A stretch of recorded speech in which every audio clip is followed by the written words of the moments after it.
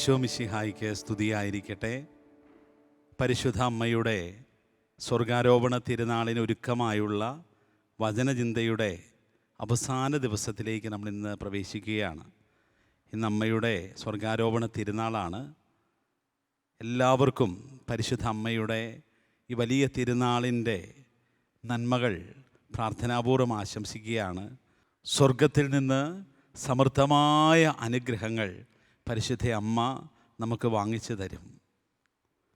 പ്രിയപ്പെട്ടവരെ, ഇന്ന് ഈ തിരുനാളിൽ പരിശുദ്ധ അമ്മയെ തിരുക്കുമാരൻ്റെ ആ സ്വർഗരാജ്യത്തിൽ നമ്മൾ കാണുമ്പോൾ, തിരുക്കുമാരൻ്റെ സിംഹാസനത്തിനരികിൽ ഈശോ തന്നെ അമ്മയെ അമ്മറാണിയായിട്ട് കയറ്റിയിരുത്തിയിരിക്കുന്ന കാഴ്ച നമ്മളിങ്ങനെ കാണുമ്പോൾ, ധ്യാനിക്കുമ്പോൾ, അതിനെ ഓർത്ത് ഈശോയെ സ്തുതിക്കുകയും മഹത്വപ്പെടുത്തുകയും ആ അമ്മയെ വാഴ്ത്തുകയും ഒക്കെ ചെയ്യുമ്പോൾ, ഈ തിരുനാൾ നമ്മളോട് പറയുന്ന ഒരു ചിന്ത ഇതാണ്: പരിശുദ്ധ അമ്മ ഇന്നും മരണമില്ലാതെ സഭയിൽ തുടരുന്നവളാണ് എന്ന സത്യം.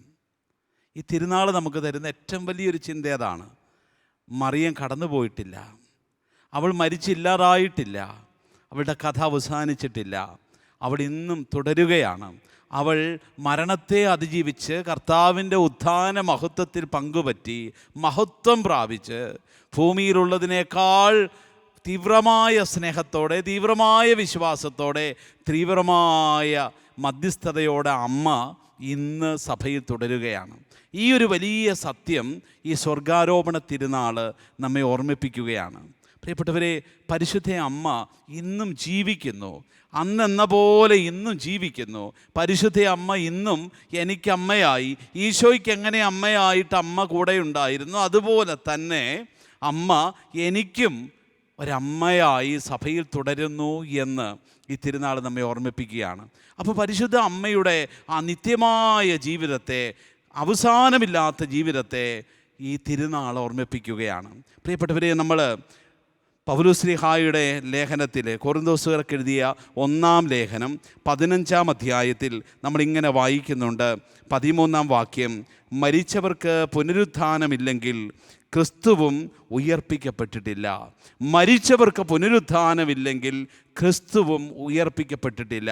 പ്രിയപ്പെട്ടവരെ, പരിശുദ്ധ അമ്മയുടെ സ്വർഗാരോപണത്തെ നമ്മൾ ധ്യാനിക്കുമ്പോൾ അത് ഔദ്യോഗികമായിട്ട് സഭയിൽ പ്രഖ്യാപിക്കുന്നത് എന്താണെന്നറിയാമോ? പരിശുദ്ധ മറിയത്തിൻ്റെ മഹത്വത്തെക്കാൾ അധികമായി ഈശോയുടെ ഉയർപ്പിനെ അത് പ്രഘോഷിക്കുകയാണ്. ഈശോയുടെ ഉത്ഥാനം ഒരു വിശ്വാസിക്ക് നൽകുന്ന ഏറ്റവും വലിയ പ്രതിഫലമാണ് ഉയർപ്പ് എന്നുള്ളത്. ഈ സ്വർഗാരോപണം എന്നുള്ളത്, ഈശോയുടെ ഉത്ഥാനം, അത് നമുക്ക് നൽകുന്ന പ്രത്യാശയാണ്.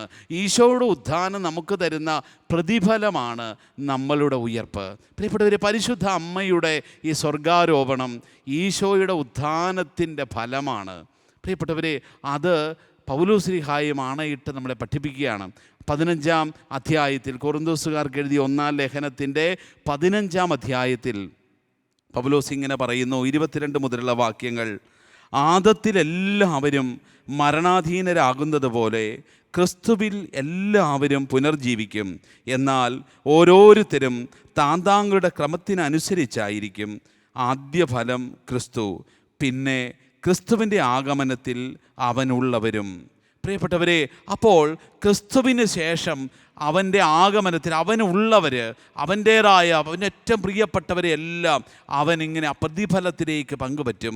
ആദ്യത്തെ പങ്ക് ഈശോയ്ക്ക്, അതിനുശേഷം അവനോട് ചേർന്ന് നിൽക്കുന്ന ഓരോരുത്തർക്കും അവൻ്റെ ഉയർപ്പിൻ്റെ പങ്ക് ഈശോ കൊടുക്കുമെന്ന് പൗലോസ് പറയുകയാണ്. പ്രിയപ്പെട്ടവരെ, ഈ വചനം ഈ തിരുനാളിൽ ചേർത്ത് വെച്ച് ധ്യാനിക്കുമ്പോൾ ഈ വചനം നമ്മളോട് പറയുന്നു, ഈശോയുടെ ഏറ്റവും ചേർന്ന് നിന്നുകൊണ്ട് അവൻ്റെ ആ പാനപാത്രത്തിൽ പങ്കുപറ്റിയ ആൾ പരിശുദ്ധ അമ്മയാണ്. പരിശുദ്ധ അമ്മയാണ് അവനോട് ഏറ്റവും ചേർന്ന് നിന്നുകൊണ്ട് അവൻ്റെ പാനപാത്രത്തിൽ പങ്കുപറ്റിയത്. എങ്കിൽ ഈ പാനപാത്രം നിനക്ക് കുടിക്കാമോ എന്ന് ഈശോ തൻ്റെ വത്സര ശിഷ്യരോട് ചോദിക്കുന്നില്ലേ? അത് കുടിക്കുമെങ്കിൽ ഉറപ്പായിട്ടും തൻ്റെ മഹത്വത്തിൻ്റെ സിംഹാസനത്തിൽ ഇടതും വലത്തും ഇരിക്കാൻ അവൻ നിങ്ങളെ യോഗ്യരാക്കുമെന്ന് ശിഷ്യരോട്, യോഹന്നാനോടും യാക്കോബിനോടും ഈശോ പറഞ്ഞ അതേ ഭാഗധേയം ഇവിടെ അമ്മയിൽ പൂർത്തിയാവുകയാണ്. അവനോട് ചേർന്നിരുന്ന് അവൻ്റെ അതേ കാസയിൽ നിന്ന് പാനം ചെയ്ത് അവൻ്റെ ഏറ്റവും അടുത്ത് നിന്ന ആ പരിശുദ്ധ അമ്മയ്ക്ക്, തൻ്റെ അമ്മയ്ക്ക് ഈശോ അവൻ്റെ മഹത്വത്തിൽ ഏറ്റവും അടുത്ത ഓഹരി കൊടുക്കുകയാണ്. ഈശോയുടെ സ്വർഗാരോഹണത്തിന് ശേഷം അമ്മയെ ഈശോ സ്വർഗത്തിലേക്ക് കരകയറ്റുകയാണ്. ഈശോ തനിയെ തൻ്റെ ശക്തിയാൽ സ്വർഗത്തിലേക്ക് ഉയർന്നു. എന്നാൽ ഈശോ തൻ്റെ ശക്തിയാൽ അമ്മയെ സ്വർഗത്തിലേക്ക് കരകയറ്റി. ഇത് സഭ പഠിപ്പിക്കുകയാണ്.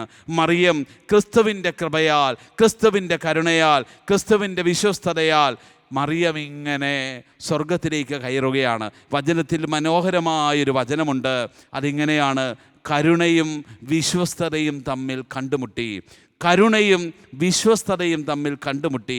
അമ്മയുടെ ഈ സ്വർഗാരോപണത്തിൻ്റെ ഈ ചിത്രം നമ്മുടെ മനസ്സിലേക്ക് വരുമ്പോൾ, സ്വർഗത്തിൽ അമ്മ ഇങ്ങനെ ഭൂമിയിൽ നിന്നുയർന്ന് സ്വർഗത്തിലേക്ക് എത്തി പുത്രനെ കാണുന്ന കൂടിക്കാഴ്ചയിൽ നമുക്ക് കുറിക്കാവുന്നൊരു അടിക്കുറിപ്പിതാണ് തിരുവചനത്തിലെ ആ വാക്യം: കരുണയും വിശ്വസ്തതയും തമ്മിൽ കണ്ടുമുട്ടി. കർത്താവിൻ്റെ കരുണ, അതാണ് അമ്മയെ അവിടെ എത്തിച്ചത്. പ്രിയപ്പെട്ടവരെ, മറിയത്തിൻ്റെ വിശ്വസ്തത അതാണ് മറിയത്തെ സ്വർഗത്തിലെത്തിച്ചത്. അങ്ങനെ കരുണയും വിശ്വസ്തതയും തമ്മിൽ കണ്ടുമുട്ടുന്ന കാഴ്ചയാണ് സ്വർഗാരോപണ തിരുനാളിലെ കാഴ്ച. പ്രിയപ്പെട്ടവരെ, ഈ ഒരു കാഴ്ച നമുക്ക് നൽകുന്ന ഒരു വലിയ ഉറപ്പിതാണ്. സ്വർഗത്തിൽ നമുക്ക് വിശ്വസ്തയായൊരമ്മ, വിജയം വരിച്ചൊരമ്മ, ഇന്നും ജീവിക്കുന്ന, മരണം തൊടാത്ത, മരണം തകർക്കാത്ത, മരണത്തിന് തൊടാൻ പറ്റാത്തൊരമ്മ, ജീവിക്കുന്നൊരമ്മ, ഇന്നും ജീവിക്കുന്നൊരമ്മ സ്വർഗത്തിലുണ്ട് എന്നുള്ള ഒരു വലിയ നിത്യസത്യം ഈ തിരുനാൾ നമ്മളെ പഠിപ്പിക്കുകയാണ്. അപ്പോൾ ഈ തിരുനാൾ നമ്മൾ സന്തോഷിക്കേണ്ട, ആനന്ദിക്കേണ്ട ഒരു ദിവസമാണ്. കാരണം എന്താ? എനിക്ക് സ്വർഗത്തിലൊരമ്മയുണ്ട്. അതുകൊണ്ടാണല്ലോ വലിയ വിശുദ്ധനായ മരിയഭക്തനായ ജോൺ പോൾ രണ്ടാമൻ മാർപ്പാപ്പ അദ്ദേഹം എപ്പോഴും ആവർത്തിച്ച് പറയുമായിരുന്നു: മറിയമേ, ഞാൻ പൂർണ്ണമായും നിൻ്റെതാണ്. ജീവിതത്തിൻ്റെ എല്ലാ നാഴികകളിലും അദ്ദേഹം ആവർത്തിച്ചിരുന്ന, പ്രഖ്യാപിച്ചിരുന്ന, സന്തോഷത്തോടെ പറഞ്ഞിരുന്നൊരു കാര്യം: മറിയമേ, ഞാൻ നിൻ്റെതാണ് പൂർണ്ണമായും. കാരണം അമ്മയുടെ ആ വലിയ സാന്നിധ്യം, ഇന്നും ജീവിക്കുന്ന സാന്നിധ്യം മാർപ്പാപ്പയ്ക്ക് തൻ്റെ ജീവിതകാലം മുഴുവൻ അനുഭവവേദ്യമായിരുന്നു. തൻ്റെ പെറ്റമ്മ മരിച്ച കാലം മുതൽ തൻ്റെ പ്രാണൻ ഈ ഭൂമിയിൽ നിന്ന് സ്വർഗത്തിലേക്ക് പറിച്ചു നടപ്പെടുന്ന നാൾ വരെ മാർപ്പാപ്പയ്ക്ക് അമ്മയുടെ സാന്നിധ്യം ഇങ്ങനെ തീവ്രമായിട്ട് അനുഭവവേദ്യമായി. പ്രിയപ്പെട്ടവരെ, തൻ്റെ പെറ്റമ്മയുടെ സാന്നിധ്യത്തിൽ സ്വർഗീയ അമ്മയുടെ പരിലാളനം ആ മകൻ അനുഭവിച്ചു. പ്രിയപ്പെട്ടവരെ, പിന്നീട് അങ്ങ് പാറമടയിൽ നിന്ന് പൗരോഹിത്യത്തിലേക്കും മെത്രാൻ സ്ഥാനത്തേക്കും അവസാനം മാർപ്പാപ്പയുടെ സ്ഥാനത്തേക്കും ഈ മകൻ കയറുമ്പോൾ അവിടെയെല്ലാം ഈ മകനെ ഇങ്ങനെ പുറകിൽ നിന്ന് നയിക്കുന്ന, സ്നേഹിക്കുന്ന, സപ്പോർട്ട് ചെയ്യുന്ന ഒരു അമ്മയുടെ, സ്വർഗത്തിലെ അമ്മയുടെ സാന്നിധ്യം ഈ മാർപ്പാപ്പ അനുഭവിച്ചു. എപ്പോഴും കൂടെ നിൽക്കുന്ന ഒരമ്മ. വീണ്ടും ഘാതകനാൽ വെടിയുണ്ടകളേറ്റ് ഈ മാർപ്പാപ്പ വീഴുമ്പോൾ പ്രിയപ്പെട്ടവരെ, മാർപ്പാപ്പയെ താങ്ങിപ്പിടിച്ചുകൊണ്ട് നിൽക്കുന്ന, ജീവിക്കുന്ന ഒരമ്മയുടെ ചിത്രം, ഈ ചിത്രം മാനവരാശിയോട്, നമ്മൾ ജീവിക്കുന്ന ഈ തലമുറയോട്, ലോകത്തിൻ്റെ ഏറ്റവും അവസാനം വരെ ജീവിക്കുന്ന തലമുറകളോട് സ്വർഗം പറയുന്നത് ഇതാണ്: ഇന്നും സജീവമായി നമ്മുടെ കൂടെ നിൽക്കുന്ന, വീഴുമ്പോൾ താങ്ങായി പിടിക്കുവാൻ വേണ്ടി ഇങ്ങനെ കാത്തു നിൽക്കുന്ന, നമ്മുടെ തൊട്ടരികിൽ നിൽക്കുന്ന ഒരമ്മ നമുക്കുണ്ട് എന്ന് ഈ ദർശനം, ഈ ഒരു സംഭവത്തിലൂടെ സ്വർഗം നമ്മളെ ഓർമ്മപ്പെടുത്തുകയാണ്. ഈ സ്വർഗാരോപണ തിരുനാൾ നമുക്ക് നൽകുന്ന ഒരു ഓർമ്മ ഇതാണ്: നമ്മളെ എപ്പോഴും ചേർത്ത് പിടിച്ചുകൊണ്ട് നിൽക്കുന്ന ഒരമ്മ ഉണ്ട് എന്ന്. പ്രിയപ്പെട്ടവരെ, പരിശുദ്ധ അമ്മയുടെ ഈ സഭയുടെ സാന്നിധ്യം നമുക്ക് ഓർക്കാം. അമ്മ ഇന്നും സഭയിൽ സജീവമാണ്. അന്നെന്നതുപോലെ ഇന്നും അമ്മ സഭയിൽ സജീവമായിട്ട് പ്രവർത്തിക്കുന്നുണ്ട്. അമ്മ തൻ്റെ പ്രാർത്ഥനകളിലൂടെ സഭയെ ഇങ്ങനെ നിരന്തരം ഇങ്ങനെ പരിപോഷിപ്പിക്കുകയാണ്, വളർത്തുകയാണ്. അവളുടെ സുഹൃതങ്ങൾ ഈ സഭയിൽ വലിയ നിക്ഷേപമായിട്ട് കിടന്ന് അത് പാപികളായ നമുക്ക് മോചനത്തിന് കാരണമായിട്ട് തീരുകയാണ്. അമ്മ തൻ്റെ നന്മകൾ, തൻ്റെ പ്രാർത്ഥനകൾ, മധ്യസ്ഥം ഇങ്ങനെ വിളമ്പിത്തരിക നമ്മുടെ കുറവുകൾക്ക് പരിഹാരമായിട്ട്. പ്രിയപ്പെട്ടവർ, അമ്മയുടെ നിക്ഷേപം നമുക്ക് രക്ഷയായിട്ട് സഭയിൽ മാറുന്നുണ്ട്. അപ്പോൾ സഭയിലൂടെ അമ്മ പ്രാർത്ഥന തുടരുകയാണ്. അമ്മ സ്വർഗത്തിൽ ഇങ്ങനെ പ്രവർത്തന നിരതയാണ്. അമ്മ എപ്പോഴും ഇങ്ങനെ പ്രവർത്തന നിരതയാണ് സ്വർഗത്തിൽ. പ്രിയപ്പെട്ടവരെ, ഈ ഒരു ഉറപ്പ്, ഈ ഒരു ഓർമ്മപ്പെടുത്തൽ ഈ തിരുനാൾ നമുക്ക് തരുന്നുണ്ട്. ഒന്ന്, അമ്മ നമുക്ക് വേണ്ടി നിരന്തരം പ്രാർത്ഥിക്കുന്നു. പ്രിയപ്പെട്ടവർ, രണ്ട്, അമ്മ നിരന്തരം നമ്മുടെ വിശ്വാസത്തെ വർദ്ധിപ്പിക്കാൻ വേണ്ടി അമ്മ ഇങ്ങനെ പ്രവർത്തിക്കുകയാണ്. അമ്മ സ്വർഗത്തിൻ്റെ വാതിക്കൽ ഇരുന്നു കൊണ്ട് നിരന്തരം മക്കളെ ഇങ്ങനെ മാടി വിളിക്കുകയാണ്. സ്വർഗം നഷ്ടപ്പെടുത്തരുത് എന്ന് പറഞ്ഞ് നിരന്തരം സ്വർഗത്തിലേക്ക് എല്ലാവരും എത്താൻ വേണ്ടി പരിശുദ്ധ അമ്മ ഇങ്ങനെ വ്യഗ്രതപ്പെട്ട് ഓടി നടക്കുന്ന കാഴ്ച സഭ ഇന്ന് നമ്മെ ഓർമ്മപ്പെടുത്തുന്നുണ്ട്. പ്രിയപ്പെട്ടവരെ, നമ്മൾ ഒരുപാട് പരിശുദ്ധ അമ്മയുടെ അപ്പരീഷൻസ്, പ്രത്യക്ഷീകരണങ്ങളെക്കുറിച്ചൊക്കെ ധ്യാനിക്കുകയും കേൾക്കുകയും കാണുകയും ചെയ്യുന്നൊരു കാലഘട്ടത്തിലാണ് നമ്മൾ ജീവിക്കുക. അമ്മയുടെ ദർശനങ്ങളാണ് ലോകത്തിൽ ഏറ്റവും കൂടുതൽ കിട്ടിയിട്ടുള്ളത്. പ്രിയപ്പെട്ടവരെ, അതിനെ സഭ പഠിപ്പിക്കുന്നൊരു ഓർമ്മപ്പെടുത്തൽ ഇതാണ്. അതായത് പരിശുദ്ധ അമ്മ ഇങ്ങനെ ഓടി നടക്കുകയാണ്. ഭൂമിയിലായിരുന്നപ്പോൾ അമ്മ എങ്ങനെ ഓടി നടന്നു, ഈശോയ്ക്ക് വേണ്ടി എങ്ങനെ ഓടി നടന്നോ, അവൻ പറയുന്ന പോലെ ചെയ്യെന്ന് പറഞ്ഞ് ഭൂമിയിലായിരുന്നപ്പോൾ അമ്മ എങ്ങനെ ഓടി നടന്നോ, അതുപോലെ അമ്മ സ്വർഗത്തിലിരുന്നു കൊണ്ട് ഇന്ന് ഓടി നടക്കുക. ഈശോയിലേക്ക് എല്ലാവരും എത്തിക്കാൻ വേണ്ടി അമ്മ ഇങ്ങനെ പ്രവർത്തന നിരതയായി ഇങ്ങനെ ഓടി നടക്കുകയാണ്. അതിൻ്റെ അടയാളങ്ങളാണ് ഭൂമിയിൽ അമ്മ പലയിടങ്ങളിലും നടത്തുന്ന പ്രത്യക്ഷീകരണങ്ങൾ. പ്രിയപ്പെട്ടവർ, ഈ പ്രത്യക്ഷീകരണങ്ങളുടെ എല്ലാം ഒരു പ്രത്യേകത നമ്മൾ കാണുന്നത് എന്താണെന്നറിയാമോ? അമ്മയുടെ എല്ലാ പ്രത്യക്ഷീകരണങ്ങളിലും അവിടെ കേന്ദ്രമായി നിൽക്കുന്നത് അമ്മയല്ല, ഈശോയാണ്. അമ്മ ഒരിക്കലും അമ്മയിലേക്ക് ആരെയും ആകർഷിക്കുന്നില്ല. അമ്മ ആകർഷിക്കുന്നത് മുഴുവനും ഈശോയിലേക്കാണ്. അതുകൊണ്ടാണല്ലോ പരിശുദ്ധ അമ്മയുടെ പ്രത്യക്ഷീകരണങ്ങൾ നടന്ന ഇടങ്ങളിലെല്ലാം പിന്നീട് സംഭവിക്കുന്നത് എന്താ? പിന്നീട് സംഭവിക്കുന്നത് അനേക ലക്ഷം ആളുകൾ ഈശോയിലേക്ക് ആ സംഭവത്തിലൂടെ, ആ പ്രദേശത്തിലൂടെ, ആ സ്ഥലത്തിലൂടെ, അല്ലെങ്കിൽ ആ ദേവാലയത്തിലൂടെ ഈശോയിലേക്ക് വരുന്ന കാഴ്ച നമ്മൾ കാണുകയാണ്.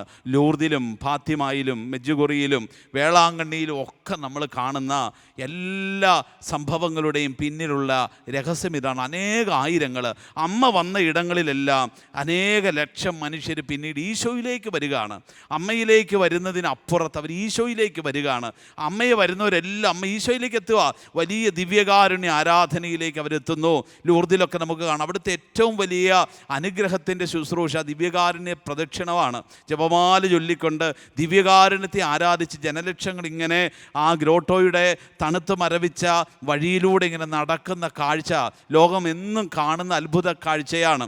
വീണ്ടും നമുക്കറിയാം, ഇങ്ങനെ ഈ അമ്മയുടെ അത്ഭുതങ്ങൾ, പ്രത്യക്ഷീകരണങ്ങൾ നടന്ന സ്ഥലങ്ങളിലെല്ലാം നല്ല കുമ്പസാരം നടക്കുന്ന കാഴ്ച നമ്മൾ കാണുകയാണ്.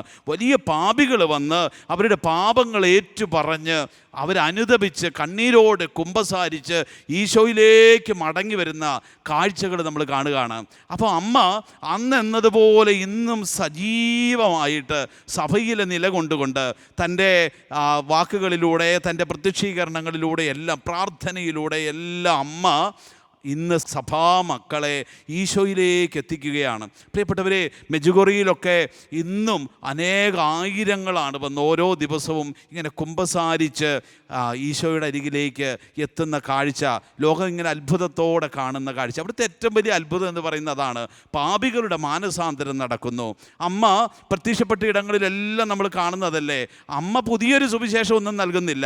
ഒരിടത്തും പരിശുദ്ധ അമ്മ പുതിയൊരു സുവിശേഷം നൽകുന്നില്ല. അമ്മ നൽകുന്ന സുവിശേഷം എന്താ? പഴയ സുവിശേഷത്തിലേക്ക്, യേശുവാകുന്ന സുവിശേഷത്തിലേക്ക് അമ്മ എല്ലാവരും എത്തിക്കുകയാണ്. എല്ലാവരും പറഞ്ഞു വിടുകയാണ്. അവൻ അനുതാപത്തിലേക്ക് അവരെ എത്തിക്കുന്നു. പ്രാർത്ഥിക്കണം, ഒരുപാട് ജപമാല ചൊല്ലണം, അനുദപിക്കണം, പ്രായശ്ചിത്തം ചെയ്യണം, പരിഹാരം ചെയ്യണം, സമാധാനത്തിന് വേണ്ടി പ്രാർത്ഥിക്കണം, യുദ്ധങ്ങൾ അവസാനിക്കാൻ വേണ്ടി പ്രാർത്ഥിക്കണം. അങ്ങനെ സമാധാനത്തിന് വേണ്ടി ഒക്കെ ഇങ്ങനെ നിരന്തരം അമ്മ കണ്ണീരൊഴുക്കി ഈ പ്രേരിപ്പിക്കുന്ന, സഭയെ ആഹ്വാനം ചെയ്യുന്ന കാഴ്ചകളാണ് ഈ പ്രത്യക്ഷീകരണങ്ങളിലെല്ലാം നമ്മൾ രണ്ടാമത് കാണുക. മൂന്നാമത് നമ്മൾ ഈ പ്രത്യക്ഷീകരണങ്ങളിലെല്ലാം കാണുന്ന കാഴ്ച അടിസ്ഥാനം ഇതാണ്. ഈ സ്ഥലങ്ങളിലെല്ലാം വലിയ വിശ്വാസ വളർച്ച ഉണ്ടാവുകയാണ്. വലിയ വിശ്വാസ വളർച്ച. ഈ സ്വർഗം ഉണ്ടെന്ന്, നിത്യതയുണ്ടെന്ന് ഒക്കെയുള്ള ബോധ്യം, ഈശോ സത്യമാണെന്ന്, അവൻ ജീവിക്കുന്ന ദൈവമാണെന്നും അവൻ മാത്രമാണ് ദൈവമെന്നുമുള്ള ആ വലിയ വിശ്വാസത്തിലേക്ക് അനേക ലക്ഷം മനുഷ്യർ എത്തിച്ചേരുന്ന കാഴ്ചകൾ നമ്മൾ നിരന്തരം കാണുന്നുണ്ട്. പ്രിയപ്പെട്ടവരെ, എല്ലാ പരിശുദ്ധ അമ്മയുടെ ഇടങ്ങളിലെല്ലാം ഇത് നമ്മൾ കാണുന്ന കാഴ്ചയാണ്. നമുക്കറിയാമല്ലോ, നമ്മുടെ ഈ കൊച്ചു കേരളത്തിൽ പോലും എത്രയോ മരിയൻ തീർത്ഥാടന കേന്ദ്രങ്ങളാണുള്ളത്. ഈ മരിയൻ തീർത്ഥാടന കേന്ദ്രങ്ങളിലൂടെ എല്ലാം ഈശോയിലേക്ക് വിജാതീയർ പോലും ഇങ്ങനെ കടന്നു വരുന്ന കാഴ്ച നമ്മൾ നിരന്തരം ഈ കൊച്ചു കേരളം സാക്ഷ്യം വഹിക്കുന്നുണ്ട്.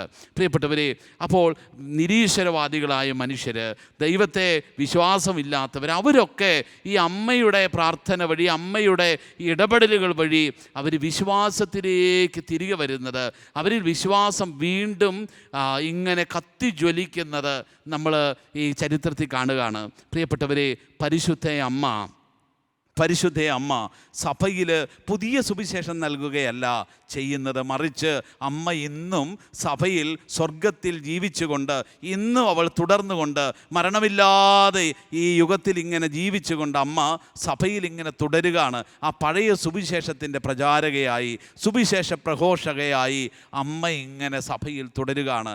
യേശുവാകുന്ന സുവിശേഷം ഇന്നും കൂടുതൽ കൂടുതൽ ലോകം മുഴുവനും വ്യാപിപ്പിക്കാൻ വേണ്ടി ഈ അമ്മ ഇങ്ങനെ തുടരുകയാണ്. പ്രിയപ്പെട്ടവരെ, നമ്മൾ വിശുദ്ധ കുർബാനയിൽ ആരാധനക്രമത്തിൽ നമ്മളിങ്ങനെ പ്രാർത്ഥിക്കുന്നുണ്ട്. മനോഹരമായൊരു പ്രാർത്ഥന. ആ പ്രാർത്ഥന ഇങ്ങനെയാണ്: വിശുദ്ധരിൽ സംപ്രീതനായി വസിക്കുന്ന പരിശുദ്ധനും സ്തുത്യർഹനും ബലവാനും അമർത്യനുമായ കർത്താവേ, ദൈവത്തെ സഭ വിളിക്കുന്നത് ആരാധനക്രമത്തിൻ്റെ ഭാഗമായി ഏറ്റവും വലിയ വിശ്വാസ പ്രഘോഷണമാണല്ലോ ആരാധനാക്രമം എന്ന് പറയുന്നത്. അപ്പോൾ ആ പ്രാർത്ഥനയിൽ, ആ വലിയ വിശ്വാസ പ്രഖ്യാപനത്തിൽ സഭ ദൈവത്തെ വിശേഷിപ്പിക്കുന്നത് ഇങ്ങനെയാണ്: വിശുദ്ധരിൽ സംപ്രീതനായി വസിക്കുന്നൊരു ദൈവം. പ്രിയപ്പെട്ടവരെ, ദൈവം ഏറ്റവും സന്തോഷമായിട്ട് ആയിരിക്കുന്നത് എവിടെയാണ് എന്ന് സഭ ഓർമ്മിപ്പിക്കുക നമ്മളെ. ദൈവം ഏറ്റവും സന്തോഷത്തോടെ ആയിരിക്കുന്ന സ്ഥലം അത് മഹിമയുടെ സിംഹാസനത്തേക്കാൾ ഉപരി വലിയ സ്വർണം കൊണ്ട് പണിതീർത്ത സിംഹാസനത്തിൽ ഇരിക്കുന്നതിനല്ല ദൈവം ആഗ്രഹിക്കുക, മറിച്ച് വിശുദ്ധരുടെ ഇടയിലായിരിക്കുന്നതിനാണ് ദൈവം ഏറ്റവും കൂടുതൽ ആഗ്രഹിക്കുക. പ്രിയപ്പെട്ടവരെ, അപ്പോൾ വിശുദ്ധരിൽ ഏറ്റവും വിശുദ്ധയായ പരിശുദ്ധ അമ്മ, അതുകൊണ്ടാണല്ലോ എല്ലാ വിശുദ്ധരുടെയും രാജ്ഞിയായിട്ട് മറിയത്തെ സഭ വാഴിക്കുന്നതൊക്കെ. വിശുദ്ധരുടെ മേലെ ഒരു വലിയ മഹത്വം പരിശുദ്ധ അമ്മയ്ക്ക് സ്വർഗം നൽകുന്നുണ്ട്, സഭ നൽകുന്നുണ്ട്. അപ്പോൾ ഈശോ ഏറ്റവും മഹിമയിൽ, സന്തോഷത്തിൽ, പ്രതാപത്തിൽ, ഏറ്റവും കൃപയിൽ, ഏറ്റവും സന്തോഷത്തോടെ ഈശോ ആയിരിക്കുന്ന ഇടം ഏതെന്ന് ചോദിച്ചാൽ അത് പരിശുദ്ധ അമ്മയുടെ മടിത്തട്ടിലാണ്. പരിശുദ്ധ അമ്മയുടെ മടിത്തട്ടിൽ ഇരിക്കാനാണ് ഈശോ ആഗ്രഹിക്കുക. അതുകൊണ്ടാണ് പുതിയ നിയമത്തിൽ നമ്മൾ മത്തായിയുടെ സുവിശേഷത്തിൽ കാണും, അവിടെ ഈശോയെ ആദ്യമായിട്ട് ആരാധിക്കാൻ വരുന്ന ആ ജ്ഞാനികൾ ഈശോയെ കണ്ടുമുട്ടുന്ന ഇടം മത്തായി ശ്ലീഹ മനഃപൂർവ്വം എഴുതി വച്ചിരിക്കുന്നത് ഇങ്ങനെയാണ്: അവർ ഭവനത്തിൽ പ്രവേശിച്ച് ശിശുവിനെ അമ്മയായ മറിയത്തോടൊപ്പം കാണുകയും ആരാധിക്കുകയും ചെയ്തുവെന്നാണ്. പരിശുദ്ധ അമ്മയോടൊപ്പം ഈശോയെ ആരാധിക്കുന്ന ജ്ഞാനികൾ എന്നാണ് അവരെ സുവിശേഷം വിളിക്കുക. അപ്പോൾ ദൈവിക ജ്ഞാനമെന്ന് പറയുന്നത്, സ്വർഗത്തിൻ്റെ ജ്ഞാനമെന്ന് പറയുന്നത് അമ്മയോട് ചേർന്നിരുന്ന് ഈശോയെ ആരാധിക്കുന്നതാണ്. അതാണ് ഈശോയ്ക്ക് ഏറ്റവും ഇഷ്ടമുള്ള ആരാധന. അമ്മയുടെ മടിത്തട്ടിലിരിക്കുന്ന ഈ തിരുക്കുമാരനെ ആരാധിക്കുന്നതാണ് ഈശോയ്ക്ക് ഏറ്റവും ഇഷ്ടമുള്ള ആരാധന.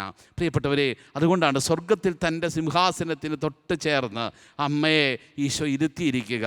ഈ അമ്മയെ ഇന്നും സജീവമായിട്ട് സഭയിൽ ഇങ്ങനെ ഓടി നടക്കാൻ ഈശോ ആഗ്രഹിക്കുന്നത്, ഈശോ അതിന് സ്വർഗത്തിൽ നിന്ന് അമ്മയെ എങ്ങനെ അയക്കുന്നതിൻ്റെ ഒക്കെ ലക്ഷ്യം, പ്രിയപ്പെട്ടവരെ, അതിതാണ് ഈശോയിലേക്ക്, സുവിശേഷത്തിലേക്ക് എല്ലാവരും എത്തിക്കാൻ വേണ്ടി. പ്രിയപ്പെട്ടവരെ, അപ്പോൾ അമ്മയെ ഇങ്ങനെ മുടിചൂടിച്ച് സഭയിൽ, സ്വർഗീയ സഭയുടെ ആ ഘടകമാണല്ലോ, സഭയുടെ 3 ഘടകങ്ങളിൽ വിജയസഭയിൽ അമ്മയെ ഇന്ന് ഇങ്ങനെ സജീവമായിട്ട് ഈശോ നിർത്തിയിരിക്കുന്നത് എന്തിനാണെന്നറിയാമോ? അമ്മയെ ഇങ്ങനെ സൂക്ഷിച്ചിരിക്കുന്നത് വലിയ ഒരു വിശ്വാസ വളർച്ചയ്ക്ക്, സുവിശേഷത്തിൻ്റെ വളർച്ചയ്ക്ക് വേണ്ടിയിട്ടാണ്. പ്രിയപ്പെട്ടവരെ, അനേക ഇടങ്ങളിൽ പരിശുദ്ധ അമ്മയെ ഇങ്ങനെ കർത്താവ് സൂക്ഷിക്കുന്നതിൻ്റെ നേർക്കാഴ്ചകൾ നമുക്ക് കാണാൻ പറ്റും.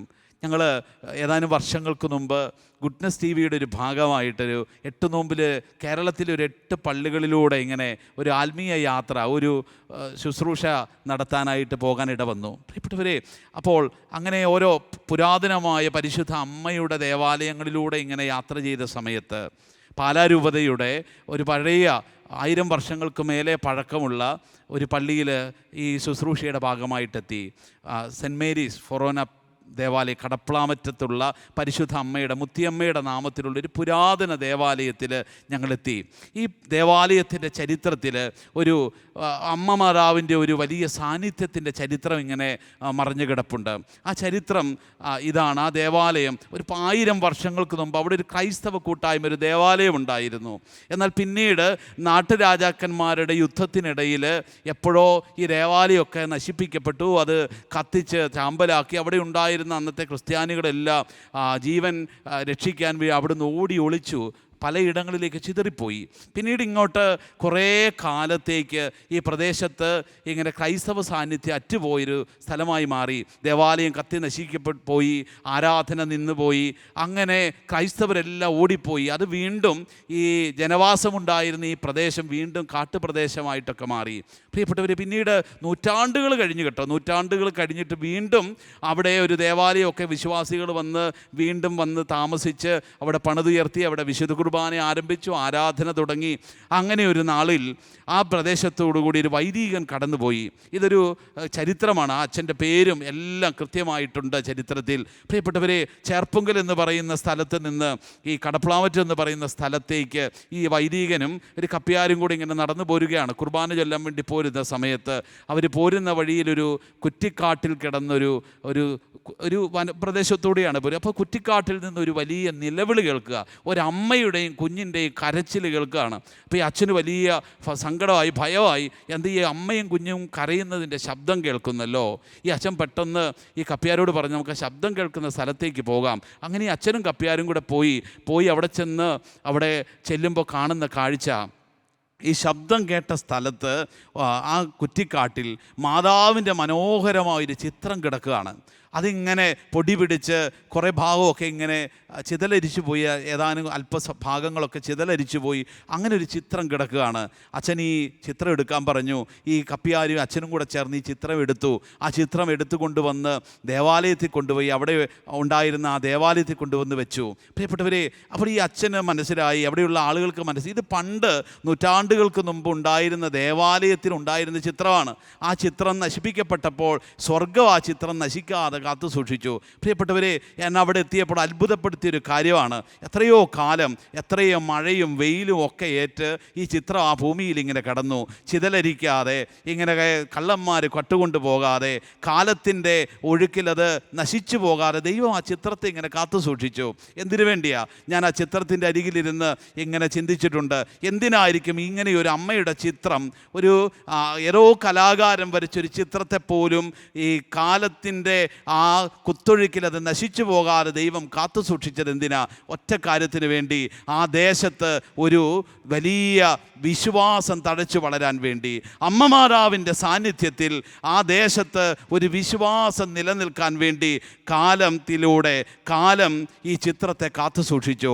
സ്വർഗം ഈ ചിത്രത്തെ കാത്തു സൂക്ഷിച്ചു. പ്രിയപ്പെട്ടവരെ, എവിടെയെല്ലാം മറിയത്തിൻ്റെ സാന്നിധ്യം ദൈവം സൂക്ഷിക്കുന്നുണ്ടോ, മറിയത്തിൻ്റെ സാന്നിധ്യം ദൈവം ഉറപ്പാക്കുന്നുണ്ടോ, അവിടെയെല്ലാം വിശ്വാസ വളർച്ചയ്ക്ക് വേണ്ടിയിട്ടാണ് സ്വർഗം അത് ചെയ്യുന്നത് എന്നുള്ള കാര്യം നമുക്ക് ഓർക്കാം. സുവിശേഷത്തിൻ്റെ വ്യാപനത്തിന് വേണ്ടി, മനുഷ്യൻ സുവിശേഷത്തിന് തിരിയാൻ വേണ്ടി, മനുഷ്യൻ സ്വർഗത്തിലേക്ക് തിരിയാൻ വേണ്ടി, മാനവരാശി സ്വർഗത്തിലെത്താൻ വേണ്ടിയാണ് ദൈവം മറിയത്തെ ഇങ്ങനെ സഭയിൽ സൂക്ഷിക്കുന്നത്, ദൈവം മറിയത്തെ മാനിക്കുന്നത്.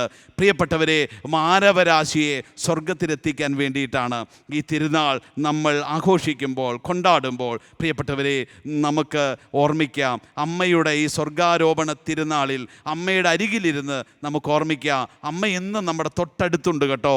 നമ്മളോട് സംസാരിച്ചുകൊണ്ട്, നമ്മളെ കൈപിടിച്ച് നടത്തിക്കൊണ്ട്, നമ്മുടെ മുന്നിലും പിന്നിലും മുകളിലും എല്ലാം അമ്മയുണ്ട്. ഒരു മാതൃവാത്സല്യത്തോടെ അമ്മ ഇങ്ങനെ നമ്മളെ പിന്തുടരുകയാണ്. ഒറ്റ കാര്യത്തിന് വേണ്ടി, വേണ്ടി നമ്മൾ സ്വർഗത്തിലെത്തുവോളം അമ്മ എങ്ങനെ വ്യഗ്രചിത്തയായി ഓടി നടക്കുകയാണ്. പ്രിയപ്പെട്ടവരെ, ആ അമ്മയുടെ ഹൃദയത്തിൻ്റെ ദാഹം, ഹൃദയത്തിൻ്റെ സ്നേഹം, ഹൃദയത്തിൻ്റെ ആഗ്രഹം നമുക്ക് ശ്രദ്ധിക്കാം. ഈ തിരുനാളിൽ നമുക്ക് ചെയ്യാവുന്ന ഏറ്റവും വലിയ കാര്യമാണ് നമുക്കതിനു വേണ്ടി ഒന്ന് പ്രാർത്ഥിക്കാം. പ്രിയപ്പെട്ടവർ, ഒരു നിമിഷം കരങ്ങൾ കൂപ്പി ഈ തിരുനാളിൽ നമുക്കൊന്ന് പ്രാർത്ഥിക്കാം. കർത്താവേ, നീ ഞങ്ങൾക്ക് അമ്മയായി തന്ന പരിശുദ്ധ അമ്മയെ ഓർത്ത് ഞങ്ങൾ നന്ദി പറയുന്നു. ആ അമ്മയ്ക്ക് അങ്ങ് കൊടുത്ത മഹത്വത്തെ ഓർത്ത് നന്ദി പറയുന്നു. അമ്മ നിരന്തരം ഞങ്ങളുടെ കൂടെയുണ്ട്. അവസാനിക്കാതെ, ഒരിക്കലും അവസാനിക്കാതെ, അറ്റുപോകാതെ അമ്മയുടെ വാത്സല്യവും സ്നേഹവും ഞങ്ങളെ പിന്തുടരുന്നുണ്ട്. നന്ദി പറയുന്നു. അമ്മയുടെ ആഗ്രഹം ഞങ്ങളും അമ്മയോടൊപ്പം ആ നിത്യതയിൽ പങ്കുപറ്റണം എന്നതാണ്. അതിനൊരു കൃപ ഞങ്ങൾക്ക് തരണമേ. അമ്മയുടെ ആ ആഹ്വാനം, സ്നേഹം ഒക്കെ കേൾക്കാൻ, ആ അമ്മയുടെ ആഗ്രഹം ഒന്ന് മനസ്സിലാക്കാൻ, അമ്മയോടൊപ്പം യാത്ര ചെയ്യാൻ ഞങ്ങളെയും അനുഗ്രഹിക്കണമേ എന്ന് ഞങ്ങൾ പ്രാർത്ഥിക്കുന്നു. നിത്യപിതാവും പുത്രനും പരിശുദ്ധാത്മാവുമായി സർവേശ്വര എന്നേക്കും. ആമേൻ.